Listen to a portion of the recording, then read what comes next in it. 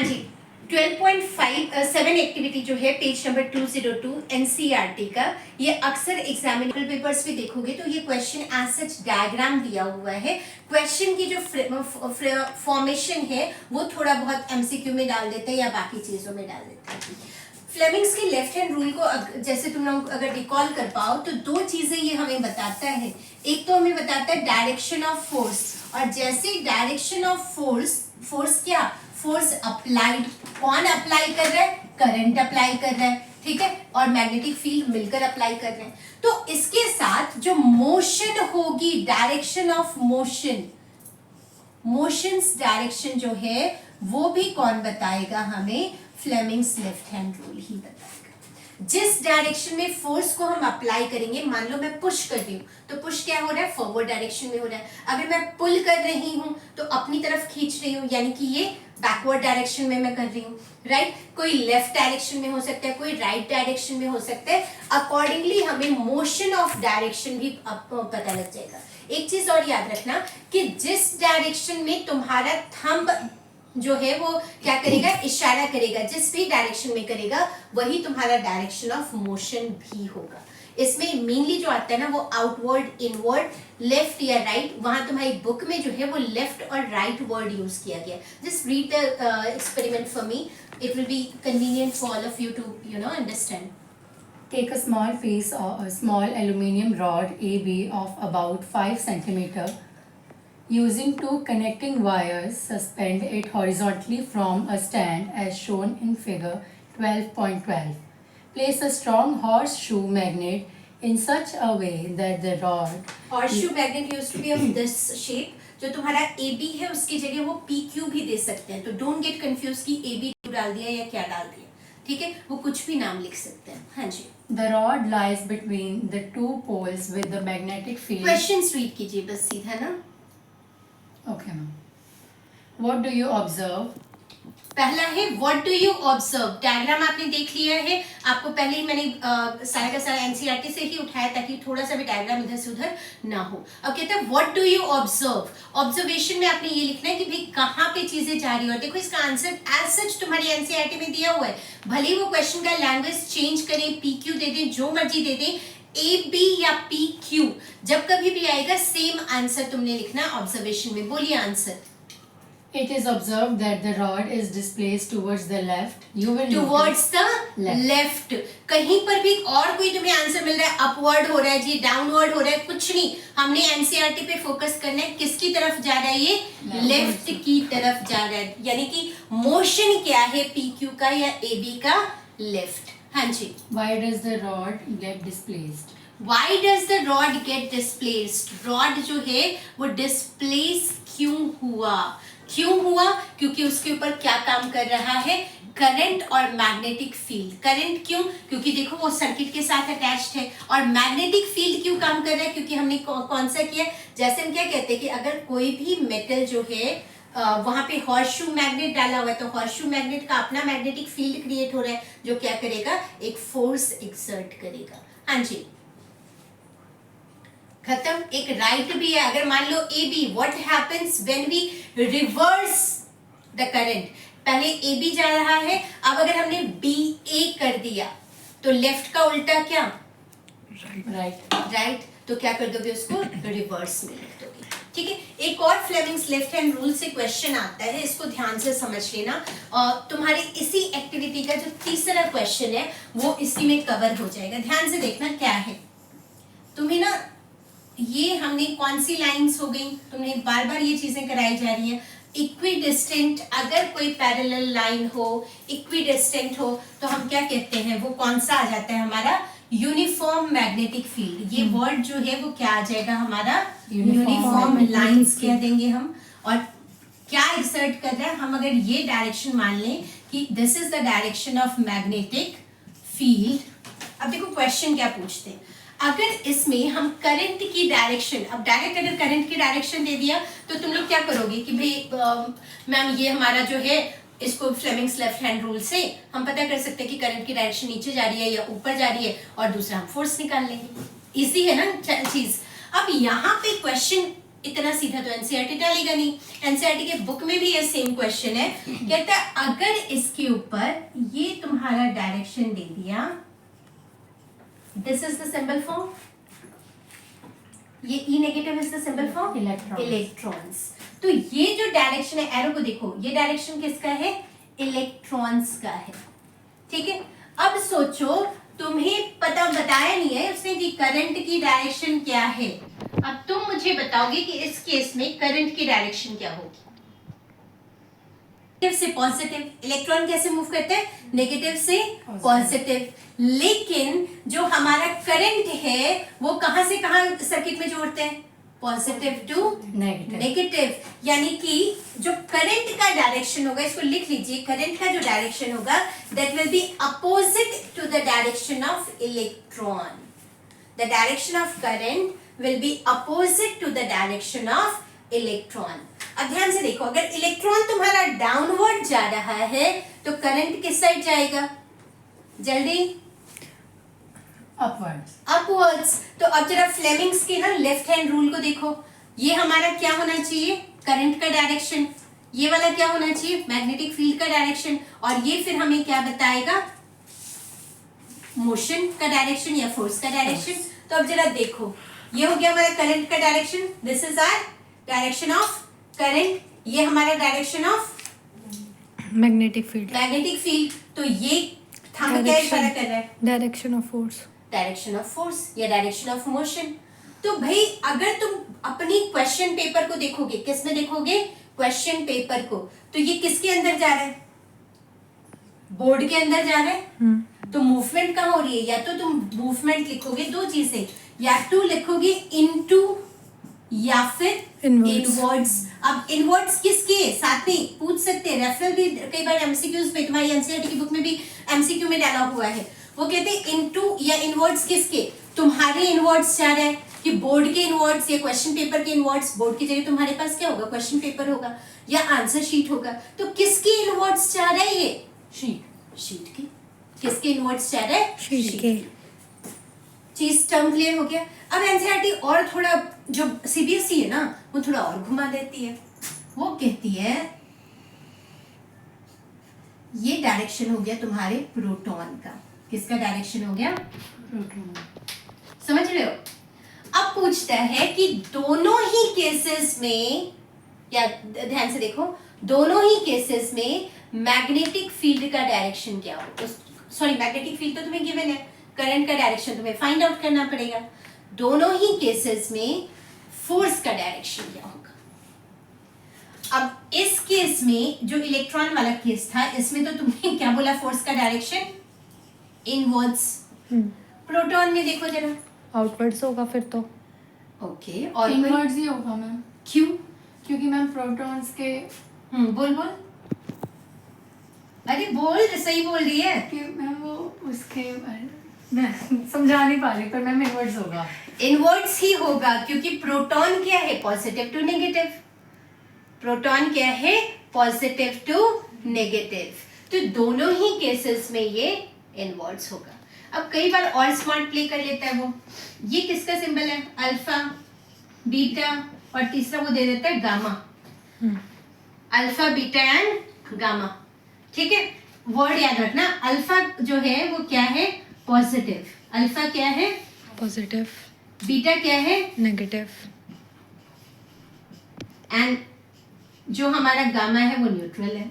तो भाई न्यूट्रल वाला तो लेकर ही नहीं जाएगा ना, न्यूट्रल वाला क्योंकि चार्ज पार्टिकल लेकर जाता है। कौन लेकर जाता है करंट को, चार्ज पार्टिकल। तो जो चार्ज नहीं है उसको हम लेकर ही नहीं जाएंगे, ठीक है। इलेक्ट्रॉन हमने क्यों उठाया था, क्योंकि मोशन करता है, ये मूवमेंट करता है। प्रोटॉन बेचारा हिल डुल ही नहीं सकता, समझ गए। इसलिए हम direction of opposite to the direction of electron कहते हैं, क्योंकि इलेक्ट्रॉन तो मूव करेगा, प्रोटॉन मूव नहीं करेगा।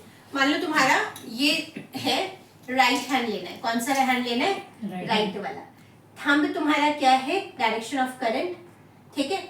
ये इसको फिंगर्स को मैग्नेटिक फील्ड का डायरेक्शन मान लो, और ये तुम्हारा क्या है, ये वाला पार्ट पाम को मानोगे, जहां भी जाएगा इनवर्ड्स या आउटवर्ड्स। किसका, पाम का डायरेक्शन जो है वो तुम्हारा मोशन का या फोर्स का डायरेक्शन हो गया, पाम, पीछे वाला पार्ट नहीं, कौन सा, पाम, ठीक है। अब जरा देखो इसको, कहाँ जा रहा है हमारा पंप? Inwards. पंप कहाँ जा रहा है? इनवर्ड्स। ठीक है, अगर इसी को उल्टा कर, करंट को उल्टा कर दे, आउटवर्ड्स। समझ गए चीज को? अगर करंट ऊपर को की तरफ जाएगा तो फोर्स किस साइड? इनवर्ड्स। अगर करंट नीचे की तरफ जाएगा तो फोर्स कहाँ लगेगा? आउटवर्ड्स। क्लियर हो गया टर्म? चलें अगले पार्ट पे। नाउ वेरी इंपॉर्टेंट टॉपिक है डोमेस्टिक सर्किट। देखो इलेक्ट्रिक सर्किट जब कैरिंग कंडक्टर होगा उसके साथ हमने क्या कर रखा है, कोई ना कोई पोटेंशियल डिफरेंस वाला, यानी जो हमें ईवी प्रोड्यूस करे कि कुछ क्या है इलेक्ट्रिक डिफरेंसेस पैदा करे या पोटेंशियल डिफरेंस लेकर दे, सोर्स ऑफ जो इलेक्ट्रिसिटी हो, जैसे बैटरी हो गया, स्विचेस हो गई या पावर सप्लाई हो गया, वो होना चाहिए, राइट। एंड उससे कोई ना कोई डोमेस्टिक है तो यानी हमें अलग अलग अप्लायंसेस क्या होने चाहिए, ग्लो करने चाहिए या अप्लायंसेस वर्क करनी चाहिए डिपेंडिंग ऑन इट्स कंडीशन। ठीक है, तो डोमेस्टिक वर्ड का मतलब होता है बेटा घर में, नॉर्मल घर में क्या क्या सामान होता है तुम लोगे? Geyser. Okay, microwave, oven, oven तो नहीं। और बोलता जब वॉशिंग मशीन और stove, electric stove, electric stove, normally सबके घर में नहीं AC, होता बट ठीक है, iron. एसी आजकल मस्ट है, और steam press, iron, okay, press कर जो हो गया, और स्ट्रेटनर ये वो, ठीक है भाई सारी चीजें गिना दो, लेकिन जो सबसे इम्पोर्टेंट है पंखे, लाइट, जो सभी गरीबों के घर में भी होता है, लाइट, सभी घर में लाइट, ऐसे लाइट। नहीं होता, लाइट्स होती है, ट्यूबलाइट्स होती है, राइट। तो वो सारी चीजें किसके अंदर आ LCD। जाएंगी? घर के अंदर आ जाएंगी।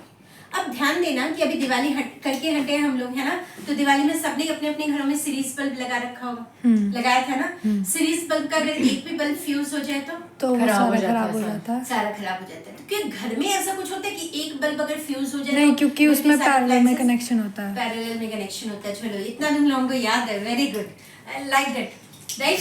बट और क्या क्या टर्म्स होती है डोमेस्टिक में? ऐसा क्या है कि पैरेलल में कनेक्ट करना पड़ता है? तो सबसे पहला जो चीज है जो अभी तुम्हारे सिलेबस से डिलीट हो गया है, ठीक है, बट देन तुम्हें थोड़ा सा आइडिया होना चाहिए, रफ आइडिया कि क्या क्या टर्म्स है, राइट।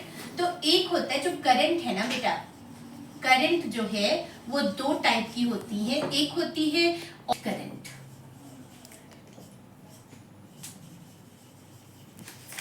जो हमारा घर होता है उसमें ऑल्टरनेट करंट लगा होता है। हमारे घर में कौन सा होता है? ऑल्टरनेट करंट, जिसमें डायरेक्शन जो है वो हर टाइम के साथ चेंज होती रहती है। जिसमें करंट की डायरेक्शन क्या है? टाइम के साथ चेंज होती रहेगी। और दूसरी चीज क्या याद रखोगे कि यहाँ पे ना जो पोटेंशियल डिफरेंस है, क्या है? Potential difference. क्या है इसका वो सिंबल क्या था? हाँ जी, तुक्का वी था, मारने की वी बता था दिए। मैम, वी था। वी, ठीक है। ये तुम्हारे घरों के अंदर 220 वोल्ट का होता है। कितना होता है? 220 वोल्ट।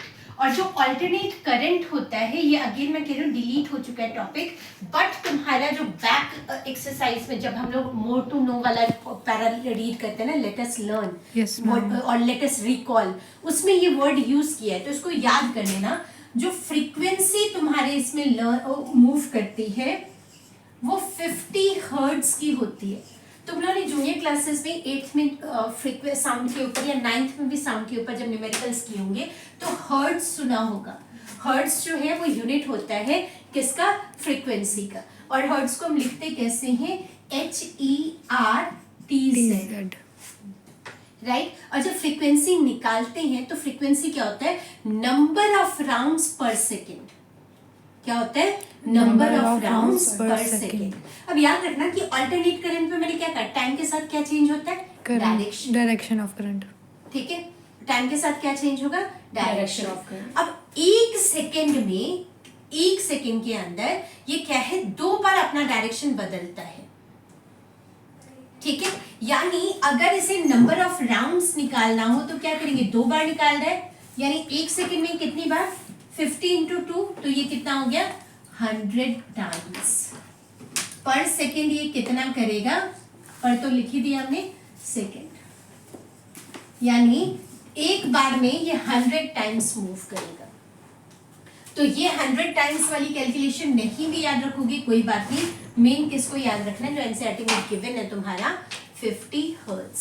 अगर वो पूछ लें कितनी फ्रीक्वेंसी पर ये मूव करेगा, 50 हर्ट्ज पे 50 हर्ट्ज, ठीक है। दैट मीन्स कितने टाइम्स मूव करेगा, 50 इंटू 2 कर दोगे, क्योंकि मैंने क्या कहा, करंट कितनी बार डायरेक्शन चेंज करेगा, 2 बार। 2 बार। तो 50 इंटू 100 यानी 2 यानी कि 100 टाइम्स इट विल चेंज पर सेकेंड, 100 टाइम्स। कितने टाइम्स चेंज करेगा, 100 टाइम्स, ठीक है। अब अगला, और ये वाला क्वेश्चन भी अक्सर एमसीक्यूज में भी आया हुआ है, और ये भी कि घरों के अंदर, ये सिर्फ और सिर्फ किसके लिए वैलिड है बेटा, इंडिया में। इंडिया में परमिटेड जो है हमारा पोटेंशियल डिफरेंस वो कितना होना चाहिए, सप्लाई कितनी होनी चाहिए, 220 वोल्ट की। कितने की सप्लाई होनी चाहिए, 220 वोल्ट। एक और चीज याद रखना, अभी हमारे तुम लोगों ने क्या बताया कि मैम जो करंट है, जो सर्किट है, वो हमेशा किसके अंदर होगा, आपने क्या कहा, पैरेलल में होगा। पैरेलल में होगा। अब ये क्वेश्चन भी एग्जाम में आता है, पैरेलल में कौन सी चीज है जो चेंज नहीं होती और दूसरी चीज जो चेंज होती रहती है। पैरेलल के अंदर ये चीजें बेटा नोट करते जाना, पैरेलल के अंदर जो पोटेंशियल डिफरेंस है तुम्हारा, जो वोल्टेज है वो चेंज नहीं होगा, voltage will remain same throughout, है ना। तो चेंज क्या होगा, current keeps on varying changing, ठीक है। और यही रीजन है कि अगर हर जगह अलग अलग सप्लाई चाहिए होता है, तो अगर एक चीज खराब भी हो जाए, दूसरा जो है वो वर्क करेगा, क्योंकि हर जगह की करंट अलग अलग होगी। समझ गए चीज को, वोल्टेज हमेशा क्या होगा, सेम रहेगा, लेकिन करंट क्या होगा, will keep on changing. Fine. और ये वोल्टेज कितना होना चाहिए इंडिया में, 220 वोल्ट, जो सेम रहेगा। चले अगले पार्ट पे। Yes ma'am. तो आपका यहाँ पे आता है तीसरा पार्ट, वो बहुत ज्यादा इंपॉर्टेंट है। सबसे पहले जब कंस्ट्रक्शन हो ही रही होती है, ठीक है, इवन स्विच लगाने से पहले, बाकी चीजों से पहले क्या करवाते हो तुम लोग, वायरिंग, ठीक है। आधा हाफ कंस्ट्रक्टेड में ही हम वायरिंग कराते हैं। तो 2 टाइप की वायरिंग ना, तीनों को मैं अलग अलग कलर से लिख रही हूँ, इसको ना ऐसे ही याद रखना। डेंजर का साइन कौन सा, रेड। डेंजर का साइन रेड, ठीक है। तो भाई देखो, वायर तो सब में सेम है, कॉपर की ही वायर लगेगी, क्योंकि भाई सिल्वर की वायर, सिल्वर महंगा बहुत है, सिल्वर की वायरिंग तो हम करवा नहीं सकते, सस्ता वाला ढूंढेंगे ना, तो कॉपर अच्छा है कंडक्टेड, तो हम कॉपर की वायर लेते हैं। लेकिन कॉपर के ऊपर क्या है, इंसुलेशन लगी होती है, यानी प्लास्टिक की कवरिंग या रबर की कवरिंग लगी होती है। नॉर्मली प्लास्टिक की लगाते हैं हम, और प्लास्टिक के कलर्स अलग अलग हैं। प्लास्टिक के कलर्स कैसे हैं, अलग अलग। अब ध्यान से देखो, मैंने क्या कहा, डेंजर का साइन कौन, रेड। अब डेंजर मतलब इलेक्ट्रिसिटी में डेंजर किस चीज से है, हाईली करंट। करंट से, शॉक लगेगा, है ना। तो कौन सा है, कौन सा वायर होगा जिसमें शॉक लगने की चांसेस होंगी, जिसके अंदर करंट फ्लो करेगा, अच्छा, जिसके अंदर क्या करेगा, करंट फ्लो करेगा। तो जिसके अंदर भी करंट फ्लो करता है उसको हम कहते हैं लाइव वायर। क्या कहते हैं, बाकी सारी मरी हुई वायर्स होती हैं, ये कौन सी वायर है, जिंदा वाली वायर। तो लाइव वायर, यानी हमें क्या करना है, इस वायर से बच के रहना है। तो इसकी इंसुलेशन किस कलर से होती है, रेड कलर से, ठीक है। दूसरा जो वायर होता है इसी के ऑल्टरनेट, क्योंकि 2 चीजें, बाकी चीजें जो वायरिंग है वो होगी, ठीक है, अपने अपने अकॉर्डिंग, बट ये चीजें जो है वो होनी ही चाहिए। 2 वायर हर जगह तुम्हें मिलेगा, राइट। किस कलर से बनाया, ब्लैक से, ब्लैक से। अब ब्लैक क्या है, ब्लैक कोई भी कलर को ऑब्जॉर्ब कर लेता है, ब्लैक जो है वो ज्यादा टेंशन नहीं लेता, राइट। उसको फर्क नहीं पड़ता कि भाई क्या है कैसे है, राइट। तो ब्लैक क्या है तुम्हारा, न्यूट्रल। क्या है, न्यूट्रल। उसको कोई फर्क नहीं पड़ता किसी ने रेड डाला है, किसी ने व्हाइट डाला है, किसी ने कुछ डाला है, किसी को का अपने ऊपर असर ही नहीं होने देता। तो जिस पर कोई असर नहीं है, जिस पर कोई वो नहीं है, वो क्या रहता है, हमेशा किसी की साइड नहीं लेता, है ना, किसी के रंग में नहीं रंगता, तो वो क्या है हमारा, न्यूट्रल। तो ये जो वायर होगी वो हमेशा क्या होगी, न्यूट्रल। अब कोई भी कनेक्शन अगर घर के अंदर लगा रहे हो तो हमेशा याद रखना 2 टाइप की जो वायर्स है वो यूज होगी। एक कौन सी, लाइव वायर, और दूसरी कौन सी वायर यूज होगी, न्यूट्रल वायर, ठीक है।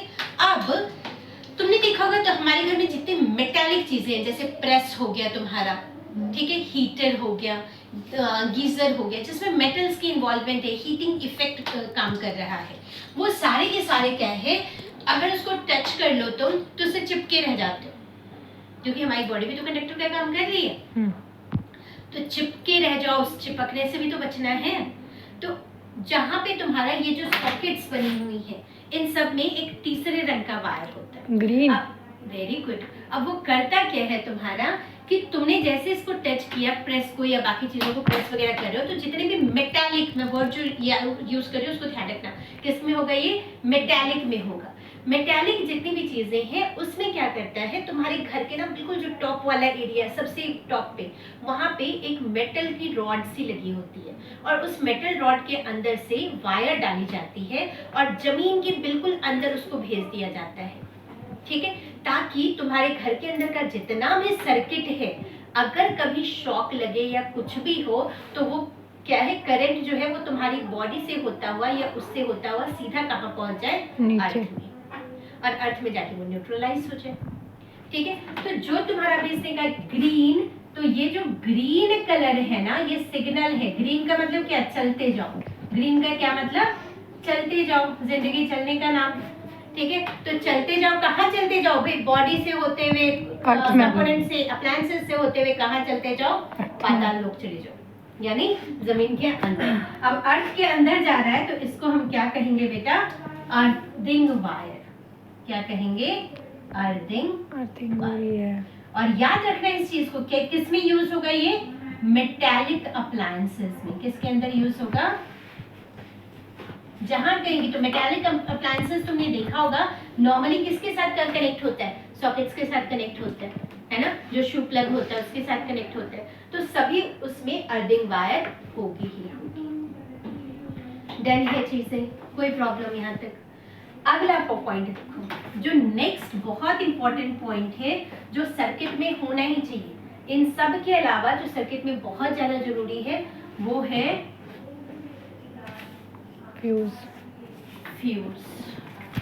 फ्यूज क्या होते हैं बेटा, फ्यूज होते हैं कि जब कभी भी एक्सेस में करंट फ्लो हो रहा हो और मान लो हमें शॉक लगे या बाकी चीजें हो, पता लगे कि डेंजर है, एक्सेस में करंट सप्लाई हो रहा है, ठीक है, तो क्या करेगा, अपने आप नीचे हो जाएगा। आज की डेट में अभी जो है, तुम लोगों ने वो मूवी देखी है, हम साथ साथ हैं, देखिए वो जो उठाकर वो व्हाइट कलर का खोलकर और वो ऐसे बैठे होते हैं, है ना, और जब वो बैठ रहे होते हैं फिर सारे आते हैं उसके सिर पे मारते भी, लाइट कैसे चली जाकर देखो, तो उनके हाथ में क्या मिलता है, वो फ्यूज, व्हाइट कलर का कंपोनेंट मिलता है जिसमें वायरिंग सी होती है जो उन्होंने निकाल रखा होता है, तो क्या है, फ्यूज। फ्यूज जो है वो तुम्हारे घर के, ध्यान से समझना, फ्यूज क्या है, तुम्हारे घर का प्रोटेक्टर है। किससे प्रोटेक्टर है, इलेक्ट्रिक सर्किट से। यानी जब कभी भी करंट ज्यादा एक्सेसिवली फ्लो होगा, एक्सेसिवली वर्ड याद रखना, एक्सेसिवली फ्लो होगा तो फ्यूज क्या करेगा, अपने आप ही डाउन हो जाएगा। आजकल तुम्हारे घर में एमसीबी लगी हुई है, ठीक है ना, छोटे छोटे से लाल रंग के ना पावर प्लग जिसको कहते हैं, तो वो अपने आप डाउन हो जाता है। या घर आजकल तो घर वाला सिस्टम भी कि एक कमरे के लिए ये, दूसरे कमरे के लिए ये वाले सॉकेट के लिए, है ना, और इकट्ठे पावर प्लग होता है कि अगर इकट्ठा बहुत ज्यादा हो गया तो इकट्ठे वो डाउन हो गया। कहीं बाहर जा रहे हो तो उसको डाउन करके चले जाओ ताकि घर में कोई हादसा ना हो, राइट। तो ये छोटी छोटी चीजें हैं जो ध्यान रखनी होती है। तो ये फ्यूज तुम्हारे घर का क्या है, इलेक्ट्रिसिटी से प्रोटेक्टर है। अब इसको ध्यान से देखना, फ्यूज में क्या होना चाहिए बेटा, इसका जो मेल्टिंग पॉइंट है वो लो होना चाहिए कि हाई होना चाहिए, हाई होना चाहिए, और रेसिस्टेंस कैसा होना चाहिए, लो, रेसिस्टेंस हाई होनी चाहिए, मेल्टिंग पॉइंट लो होनी चाहिए। अगर ये लो नहीं होगा तो ये गिरेगा कैसे। चलो अब ये भी चीज छोड़ो, मेन जो इम्पोर्टेंट चीज है फ्यूज में, ये क्या किससे कनेक्ट होगा, सीरीज में कनेक्ट होता है। किसके साथ कनेक्ट होता है, सीरीज में। सीरीज में किसके साथ कनेक्ट होगा, किससे खतरा है, कौन से वायर से खतरा है, लाइव वायर से, तो ये सीरीज में कनेक्ट होगा विद लाइव वायर। किसके साथ कनेक्ट होगा, लाइव वायर के साथ। और किस में कनेक्ट होगा, सीरीज में। सीरीज में क्यों कनेक्ट होगा कि भाई जैसे ही खतरा है एक स्विच ऑफ हुआ तो मतलब सभी हो गए, ठीक है, ताकि मैम इसमें करंट नहीं होता है किसके अंदर, फ्यूज फ्यूज में के नहीं, ये तो तभी तो बोला रेसिस्टेंस हाई है यार, जाने दो, करंट को आगे फ्लो ही नहीं करने देगा। फिर उससे कनेक्ट कैसे होता है क्या बाकी सारे उस चीज़ों से? सीरीज के साथ कनेक्ट होगा ना, लाइव वायर के साथ। जहाँ कहीं भी लाइव वायर है, हर जगह लाइव वायर होती है, उसके साथ वो सीरीज में कनेक्टेड है कि जहाँ भी जैसे ही देखा इसने कि ओवर एक्सेसिवली करंट फ्लो हो रहा है, ये क्या होगा, डाउन हो जाएगा, मेल्ट हो जाएगा। ये क्या हो जाएगा, मेल्ट हो जाएगा। तभी तो लो मेल्टिंग पॉइंट क्या बोला, लो, कि जैसे करंट एक जो तुम्हारा जितना बताया है कि इससे ज्यादा करंट नहीं होना चाहिए, जैसे ही उससे ज्यादा जाएगा क्या होगा, ये नीचे डाउन हो जाएगा। समझ के, अगर उस लेकिन फिक्स है कि इतना करंट होना चाहिए, उससे ज्यादा जाएगा तब ये पंगे लेगा, अदरवाइज ठीक है, जिससे लोगों का नुकसान ना हो। अब एक और चीज समझो फ्यूज के बारे में। फ्यूज डाउन कब होगा, मैंने कहा एक्सेसिव करंट फ्लो होने से। अब क्वेश्चन ये अराइज होता है कि एक्सेसिव करंट कैसे फ्लो होगा, एक्सेसिव करंट फ्लो के रीजन क्या क्या है। जब वोल्टेज ज़्यादा हो जाएगी। ओके, जब वोल्टेज, वही तो क्वेश्चन है कि वोल्टेज कब ज्यादा होगा। अच्छा, तो अब इसका ध्यान से देखना। पहला है ओवरलोडिंग, और आखिरी भी यही है, ठीक है। कई बुक्स में तुम्हें दो दिए हुए, ओवरलोडिंग और दूसरा दिया हुआ है शॉर्ट सर्किट। क्या दिया हुआ है, देखिए कभी तुम लोग वायर्स वगैरह लगा रहे होते हो और एकदम स्पार्क सा निकलता है, ठीक है, और उसके बाद वो वायर गया, तुम ये तो मम्मा ये तो वायर ही नहीं काम कर रहा, वो है शॉर्ट सर्किट तुम्हारा। बट दोनों को अलग अलग लिखने की जरूरत नहीं है, दोनों इकट्ठे ही है। ओवरलोडिंग के कारण ही कई बार शॉर्ट सर्किट भी हो जाता है, ठीक है। तो ओवरलोडिंग के अंदर ही एक पॉइंटर आ सकता है शॉर्ट सर्किट। अगर तुम्हें दो पॉइंट पता है कि भाई दोनों ही लिखने हैं, दोनों लिख दो, ओवरलोडिंग एंड शॉर्ट सर्किट लिख दो। क्या लिख दोगे, ओवरलोडिंग एंड शॉर्ट सर्किट। अब क्वेश्चन ये अराइज होता है, भाई ओवरलोडिंग कैसे होगी। यहाँ पे जब मैंने तुम्हें लिखवाया कि करंट कीप्स ऑन चेंजिंग, तो करंट जो है अपने पूरे घर में, डोमेस्टिक उसमें एरिया में दो टाइप का करंट जो है वो फ्लो होता है। एक होता है 15 एम्पियर का करंट, कितने का, 15 एम्पियर का, और दूसरा करंट होता है 5 एम्पियर का, ठीक है। अब देखो जब तुम लोग लेकर आते हो सामान वगैरह कुछ भी, तो तुम वहां पे क्या चेक करते हो, वोल्टेज कितना है, राइट। तो जैसे तुम्हारा बल्ब हो गया, ट्यूब लाइट्स हो गई, पंखे हो गए, वो छोटे छोटे जो ज्यादा हीट इलेक्ट्रिसिटी नहीं खींचता है, ठीक है, चल भी रहा है कोई बात नहीं, तो वो कितना एम्पियर करंट कंज्यूम करते हैं, 5 एम्पियर वाला, ठीक है। अब जितनी तुम्हारी हीटिंग इफेक्ट वाली चीजें आएंगी, जैसे तुमने अभी नाम लिया ना, जो अमीरों के घर में होता है, जिनको ज्यादा बिजली का बिल बनाने का शौक होता है, एसी हो गया, गीजर हो गया, माइक्रोवेव हो गया, है ना, और इलेक्ट्रिक स्टोव हो गया, वो सारी कितनी कंज्यूम करेगा, 15 एम्पियर। वो भी तो होती है कुछ एग्जॉस्ट, ठीक है, कुछ और चिमनी, इलेक्ट्रिक चिमनी थोड़ी होता है, चिमनी तो नॉर्मल होता है भी इतना, ठीक है। तो 15 एम्पियर इलेक्ट्रिक ही तो होती है, इलेक्ट्रिक भी तो होती है, इलेक्ट्रिक भी होती है, वो एग्जॉस्ट और वो जो साथ में लगा हो, नहीं चिमनी नॉर्मल भी तो, जिसमें heating effect of electric current काम होगा, 5 एम्पियर वाली, जिससे जो गरीबों के घर में भी होता है, ऐसे याद रखना, ठीक है। चलो आजकल वैसे गरीबों के घर में भी एसी वगैरह होता है। अब ओवरलोडिंग की क्या रीजन, ध्यान से समझो। पहला पॉइंटर ओवरलोडिंग के अंदर जो तुमने बोलना है वो किसके कारण होगा बेटा, जब कभी भी लाइव वायर, ध्यान से देखो, लाइव वायर अगर न्यूट्रल वायर के साथ अगर डैमेज हो, यानी कि इनके ऊपर जो इंसुलेशन है वो क्या हो, डैमेज हो जाए, तो लाइव वायर जो है कॉपर का कनेक्शन, पक्का वाला वायर, वो दूसरे वायर के साथ जैसे ही कनेक्ट हुआ क्या होगा, शॉर्ट सर्किट। क्या हो जाएगा, short circuit and fuse down. Fuse क्या हो गया, नीचे जाके चेक करो और उसको ऊपर करके आओ। दूसरा क्या हो गया भाई, जो 15 एम्पियर वाला है या 5 एम्पियर वाला है, तुमने ये सॉकेट जैसे है तुम्हारा ये लगा हुआ है, अब एक सॉकेट के साथ तुमने देखा होगा मल्टीप्लग्स आती होती है, तुमने क्या किया, हीटर भी कनेक्ट कर दिया जी, आयरन भी कनेक्ट कर दिया, ठीक है, कुछ और चीजें भी कनेक्ट कर दी, तो क्या होगा, ओवरलोडिंग हो जाएगी, फिर से फ्यूज क्या हो गया बेचारा, डाउन, मेल्ट हो गया, ठीक है। अब तीसरा रीजन क्या होगा तुम्हारा, जब कभी भी करंट जो है वो एक्सेसिवली बिना बात के सप्लाई हो जाए, मतलब कहीं पर कुछ कट लग गया, या कहीं पर क्या है कि तुम्हारे आसपास कोई कंस्ट्रक्शन हो रही है या बाकी चीजें हो रही है, या एब्रप्टली बिहेव करना शुरू कर दे, उसके कारण भी क्या होगा, Overloading. And then fuse will be down. तो मेन सेफ्टी डिवाइस तुम्हारे घर का कौन है? Fuse. फ्यूज।